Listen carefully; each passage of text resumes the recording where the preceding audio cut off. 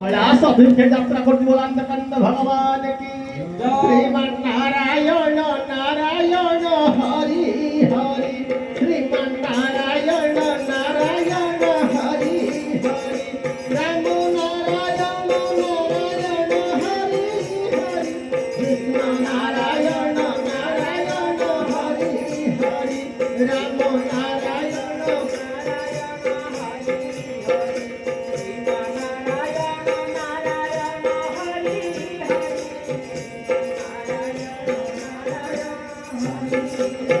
बोले भक्त वत्सल भगवान की भगवान शंकर की पार्वती मैया की लक्ष्मीनारायण महाप्रभु की ईश्वर कल्याण वरण्य पवार देवर्षि नारद कैलास अभिमुखे यात्रा कले जेतेबेले यात्रा करचंती मां पार्वती भगवान शंकर को दर्शन करिया लगी तांको निकटरे पदार्पण कले जेतेबेले जाइचंती हाँ पानी जेतेबेले भगवान के लक्ष्य दिया हम तो 4 जण अच्छे आज्ञा बसती भाईना बसती आगे हाथ गंती 10-20टा लोक भगवत कथा हरि कथा कहीं आम कथा होलु जे ब्लॉक स्तरीय सत्संग होची रघुनाथ मंदिर प्रभु रघुनाथ प्रांगण रे जो ठीक ओडिशार नामी दामी प्रवक्ता माने आसुचंती किंतु आमे आंगुठी हाथ रे गणिचु माँ माने बसते 10-20टा बापा माने बसते 10-12टा आउ आख पाखे किए गाड़ी मोटर बसिक थी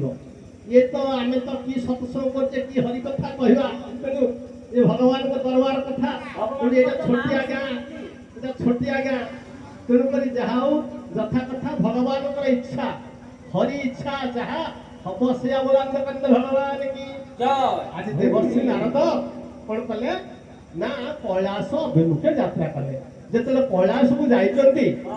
सेठी कौन करचंती देखिले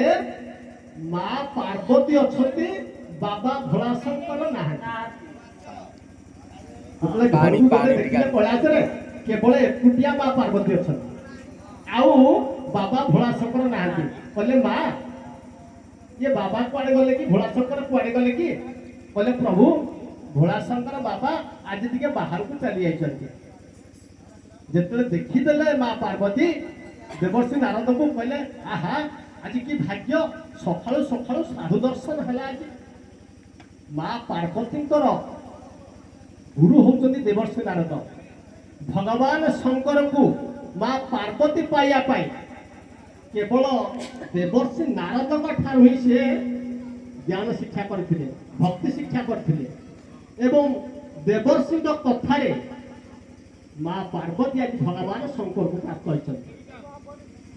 जेते बेले मां पार्वती को मात्र 7 वर्ष होइथिला सेते बेले भगवान शंकर को पाइया पाई मां पार्वती जुग जुग हजार हजार वर्ष अनाहार रे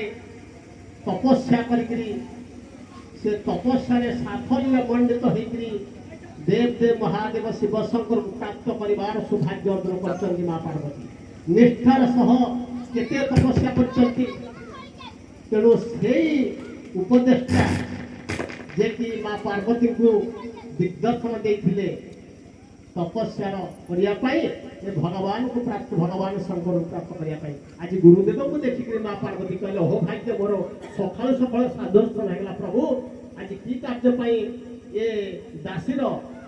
ये निरीहा अवहेलिता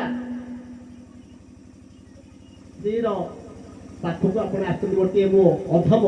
आपण आगे गोटे अधम नारी आपणकर उपदेश आपणकर बाणी रे आपण परामर्श आज पार्वती बसी तेणु से कहले गुरुदेव तुम चरणार भितर कोटि कोटि प्रणाम करुच्ची